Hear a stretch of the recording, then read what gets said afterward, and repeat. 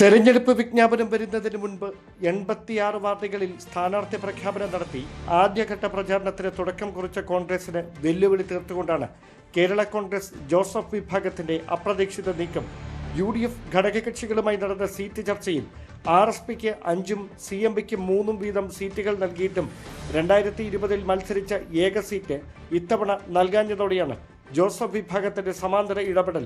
കോൺഗ്രസ് ഏറ്റെടുത്ത പൂന്തുറ സീറ്റിന് പകരം മറ്റൊന്ന് വിട്ടു നൽകണമെന്ന നിലപാടിൽ ഉറച്ചു നിൽക്കുകയാണ് കേരള കോൺഗ്രസ്. എന്നാൽ കോൺഗ്രസ് നേതൃത്വം ഇതിന് വഴങ്ങാൻ തയ്യാറാകാഞ്ഞതോടെയാണ് 25 വാർഡുകളിൽ തനിച്ച് മത്സരിക്കാനുള്ള പാർട്ടിയുടെ തീരുമാനം. കോൺഗ്രസിന്റെ മേയർ സ്ഥാനാർത്ഥി KS ശബരിനാഥൻ മത്സരിക്കുന്ന കവടിയാറിൽ കേരള കോൺഗ്രസിന്റെ ജോസഫ് അലക്സാണ്ടറാകും മത്സരിക്കുക. ഇതിനു പുറമെ പൂങ്കുളം, കാലടി, കഴക്കൂട്ടം, ചെട്ടിവിളാകം, നേമം, തിരുവല്ലം ഉൾപ്പെടെ 25 വാർഡുകളിലാകും കേരള കോൺഗ്രസിന്റെ സ്ഥാനാർത്ഥികൾ കോൺഗ്രസിന് വിമത ഭീഷണി ഉയർത്തുക. അനുനയ നീക്കത്തിന്റെ ഭാഗമായി കേരള കോൺഗ്രസ് സംസ്ഥാന നേതൃത്വവുമായി കോൺഗ്രസ് നേതൃത്വം തിരക്കിട്ട ചർച്ചകൾ നടത്തുന്നുണ്ടെങ്കിലും പൂന്തറയ്ക്ക് പകരം ഒരു സീറ്റ് വിട്ടു നൽകിയില്ലെങ്കിൽ മത്സരരംഗത്ത് നിന്ന് പിന്മാറില്ലെന്ന നിലപാടിൽ ജോസഫ് വിഭാഗം കടുംപിടുത്തം തുടരുകയാണ്. Dan Kurian, news 18, Thiruvananthapuram. Dan Kurian തന്നെ വിശദാംശങ്ങളുമായി ചേർന്നു. ഡാൻ, 25 വാർഡ് എന്നതിലുപരിയായി മുന്നണിക്കകത്തുള്ള ഒരു പ്രശ്നം, ശബരിനാഥൻ മേയർ സ്ഥാനാർത്ഥിയായി മത്സരിക്കുമ്പോൾ ശബരിക്കെതിരെ പോലും ഒരു സ്ഥാനാർത്ഥിയെ നിർത്തിക്കൊണ്ടുള്ള പ്രതിഷേധം, പൂന്തുറയാണ് പ്രശ്നം. അത് എത്രത്തോളം പരിഹരിക്കാൻ സാധ്യതയുണ്ട്? ഈ മുന്നണിക്കകത്തെ കല്ലുകടി എന്ന റിപ്പോർട്ടുകൾ ഈ തുടക്കത്തിൽ തന്നെ പുറത്തു വരുന്നത് തടയാൻ കോൺഗ്രസ് നേതൃത്വം ശ്രമിക്കുന്നില്ലേ?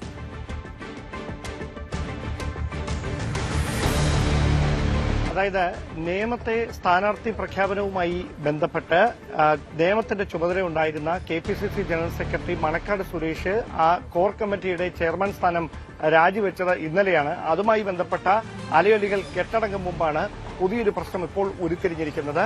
കഴിഞ്ഞ തെരഞ്ഞെടുപ്പിൽ, നഗരസഭാ തെരഞ്ഞെടുപ്പിൽ പൂന്തുറ വാർഡ് കേരള കോൺഗ്രസിനായിരുന്നു. കേരള കോൺഗ്രസ് ജോസഫ് വിഭാഗത്തിന്റെ സ്ഥാനാർത്ഥിയാണ് അവിടെ മത്സരിച്ചത്. പക്ഷേ അവിടെ വിജയിക്കാൻ കഴിഞ്ഞില്ല. ആ കാരണത്തിന്റെ പേരിലാണ് ഇത്തവണ UDF പൂന്തുറയിൽ അവർക്ക് സീറ്റ് നിഷേധിക്കുന്നത് എന്ന തരത്തിലാണ് പുറത്തേക്ക് വരുന്ന വിവരങ്ങൾ. എന്തായാലും പൂന്തുറ സീറ്റ് നൽകാതിരിക്കുകയും പകരം മറ്റൊന്ന് വിട്ടുവീഴ്ചയായി മറ്റൊരു സീറ്റ് നൽകാൻ കോൺഗ്രസ് നേതൃത്വം തയ്യാറാകാതിരിക്കുകയും ചെയ്തതോടെയാണ് കടുത്ത തീരുമാനത്തിലേക്ക് കേരള കോൺഗ്രസ് ജോസഫ് വിഭാഗം പോയിരിക്കുന്നത്. ഏതാണ്ട് 25 സീറ്റുകളിൽ വാർഡുകളിൽ തനിച്ച് മത്സരിക്കാനുള്ള തീരുമാനമാണ് കേരള കോൺഗ്രസ് ജോസഫ് വിഭാഗത്തിന്റെ ഭാഗത്തു നിന്ന് ഉണ്ടായിരിക്കുന്നത്.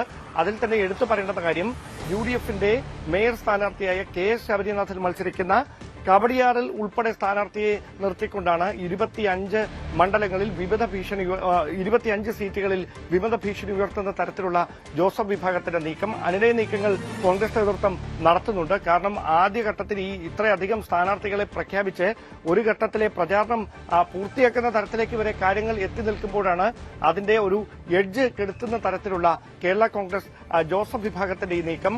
മുന്നണിക്കുള്ളിൽ അതുണ്ടാക്കുന്ന അസ്വാരസ്യങ്ങൾ ചെറുതല്ല. കാരണം ഈ സീറ്റ് വിഭജനവുമായി ബന്ധപ്പെട്ട് ഉണ്ടായ തർക്കങ്ങൾ നിയമസഭാ തെരഞ്ഞെടുപ്പിന് മാസങ്ങൾ മാത്രം ബാക്കി നിൽക്കുന്ന ഒരു സാഹചര്യത്തിൽ പാർട്ടിയുടെ ഈ മുന്നണിയുടെ കെട്ടുറപ്പിനെ ബാധിക്കാതെ നോക്കുക എന്ന് പറയുന്നത് നേതൃത്വത്തിന് വലിയ വെല്ലുവിളിയാണ്.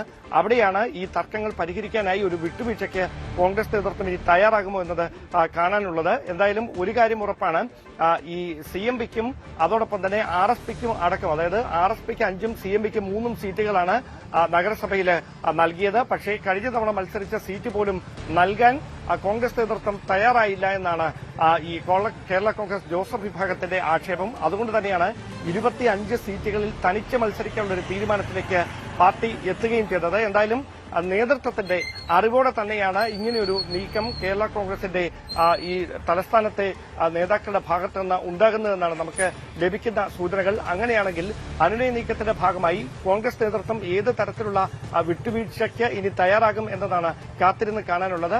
മുന്നണിയുടെ കെട്ടുറപ്പിനെ ബാധിക്കുന്ന തരത്തിലുള്ള ഒരു പ്രശ്നമായി ഈ സീറ്റ് വിഭജനം മാറിയതിന്റെ നേർസാക്ഷ്യമായി മാറുകയാണ് കേരള കോൺഗ്രസ് ജോസഫ് വിഭാഗത്തിന്റെ ഈ വിമത സ്ഥാനാർത്ഥികളെ നിർത്താനുള്ള അപ്രതീക്ഷിത നീക്കം. ഡാൻ, ഒരു ലോക്സഭാ തെരഞ്ഞെടുപ്പ് പോലെയോ നിയമസഭാ തെരഞ്ഞെടുപ്പ് പോലെയോ അല്ല, 10 വോട്ടുകൾ പോലും നിർണായകമാവുന്ന, അല്ലെങ്കിൽ അത്ര ചെറിയ വ്യത്യാസം പോലും നിർണായകമാവുന്ന സാഹചര്യമാണ് പഞ്ചായത്ത് തെരഞ്ഞെടുപ്പിൽ അല്ലെങ്കിൽ തദ്ദേശ തെരഞ്ഞെടുപ്പിലൊക്കെ ഉണ്ടാവുന്നത്. അങ്ങനെയെങ്കിൽ കോൺഗ്രസ് എങ്ങനെയെങ്കിലും കോർപ്പറേഷനിൽ ഒരു മികച്ച പ്രകടനം നടത്താൻ വേണ്ടി UDF കോൺഗ്രസ് ഒക്കെ ഇത്രയും തീവ്രമായി ശ്രമിക്കുമ്പോൾ ഈ വിമത സ്ഥാനാർത്ഥികൾ ഒരാൾ വിചാരിച്ചാൽ മതി ഈ കവടിയാർ വാർഡിൽ അടക്കം ഒരു പ്രതിസന്ധി സൃഷ്ടിക്കാൻ അത്രയൊക്കെ വിചാരിച്ചാൽ മതിയല്ലോ. ആ ഗൗരവത്തോടെ ഈ വിഷയത്തെ നേതൃത്വം കാണുന്നുണ്ടോ? ഇതിൽ എടുത്തു പറയേണ്ട കാര്യം, തനിച്ച് ഈ 25 വാർഡുകളിൽ 10 സ്ഥലത്ത് പോലും ജയിക്കാൻ കഴിയുമെന്നൊന്നും കേരള കോൺഗ്രസ് ജോസഫ് വിഭാഗം കരുതുന്നുണ്ടെന്ന് നമുക്ക് അത്തരമൊരു വിലയിരുത്തലൊന്നും അവർക്കില്ല. പക്ഷേ ഈ 25 വാർഡുകളിലും കൃത്യമായി സ്വാധീനമുള്ള ആളുകളെയാണ് സ്ഥാനാർത്ഥികളായി അവർ പ്രഖ്യാപിക്കാൻ ഒരുങ്ങുന്നത് എന്നതാണ് എടുത്തു പറയേണ്ട കാര്യം. അങ്ങനെ വന്നാൽ ഏതാണ്ട് 200 മുതൽ 300 വോട്ടുകൾ വരെ ഓരോ വാർഡിലും ഉറപ്പാക്കാൻ ഇപ്പോൾ പ്രഖ്യാപിക്കുന്ന ഈ സ്ഥാനാർത്ഥികൾക്ക് കഴിയുമെന്നാണ് കേരള കോൺഗ്രസിന്റെ വിലയിരുത്തൽ. അങ്ങനെ വന്നാൽ അത് ഓരോ വോട്ടും നിർണായകമായി മാറുന്ന, നേരത്തെ സൂചിപ്പിച്ച പോലെ ഓരോ വോട്ടും നിർണായകമായി മാറുന്ന തദ്ദേശ തെരഞ്ഞെടുപ്പിന്റെ ഫലത്തെ ഏറെ സ്വാധീനിക്കാനിടയുണ്ട്.